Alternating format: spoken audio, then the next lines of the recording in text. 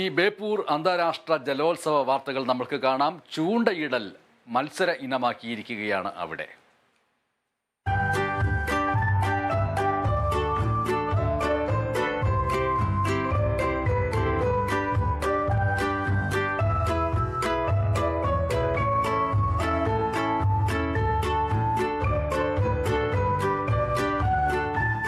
വെറുതെ ഒരു നേരം പോക്കായിരുന്നു മീൻപിടുത്തമെന്നാൽ ഇന്ന് കാര്യം അല്പം സീരിയസ് ആണ്.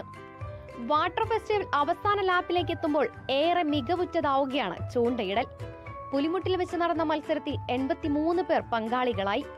കഴിഞ്ഞ വർഷത്തേക്കാൾ മികച്ച പങ്കാളിത്തമാണ് ഇത്തവണ ചൂണ്ടയിടൽ മത്സരത്തിൽ ഉണ്ടായിരുന്നത്.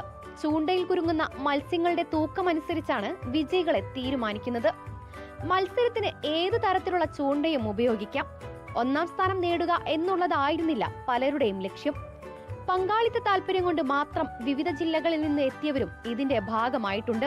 പരിപാടി ഇത് 4ാം സീസണാണ്. ഇതിന് മുന്നേ വന്നിരുന്നു. ഈ പ്രാവശ്യമാണ് ഇങ്ങനെ ഫിഷിങ്ങിൻ്റെ പരിപാടിയൊക്കെ അറിയണത്. അതില്ലാന്ന് തോന്നുന്നു, ഇതിന് മുന്നേ നടത്തില്ലാന്ന് തോന്നുന്നു, ഫസ്റ്റ് ആയിട്ടാന്ന് തോന്നുന്നു. ഏതായാലും നല്ല പരിപാടിയാണ്, കുറേ ആൾക്കാർക്ക് പാർട്ടിസിപ്പേറ്റ് ചെയ്യാൻ പറ്റുന്നുണ്ട്. ഏതായാലും നമ്മളെ ടൂറിസം രംഗത്ത് നല്ല ഒരു ഇതായിട്ടാണ് എനിക്ക് തോന്നുന്നത്. 2 മണിക്കൂർ നീണ്ട മത്സരത്തിനൊടുവിൽ 970 ഗ്രാം മത്സ്യം പിടിച്ചുകൊണ്ട് സുഹൈൽ 1ാം സ്ഥാനത്തും 840 ഗ്രാം മത്സ്യം പിടിച്ചുകൊണ്ട് ആലി ഹസൻ 2ാം സ്ഥാനവും കരസ്ഥമാക്കി. കാഴ്ചക്കാർക്ക് ഏറെ വ്യത്യസ്തമായ അനുഭവം തന്നെയായിരുന്നു. കുറെ ഇട്ടും കൊണ്ട് നിൽക്കണോ എന്തെങ്കിലുമൊക്കെ കിട്ടണമെങ്കിൽ. ഞാൻ ഇതുകൊണ്ടല്ല കടലിൽ പോണ ആളാണ്.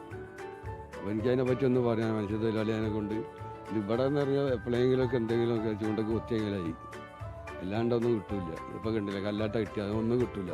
രാഹുൽ മക്കടിയുടെ ദൃശ്യങ്ങൾക്കൊപ്പം അഭിന പിച്ചിറക്കൽ, കേരള വിഷൻ ന്യൂസ്, കോഴിക്കോട്.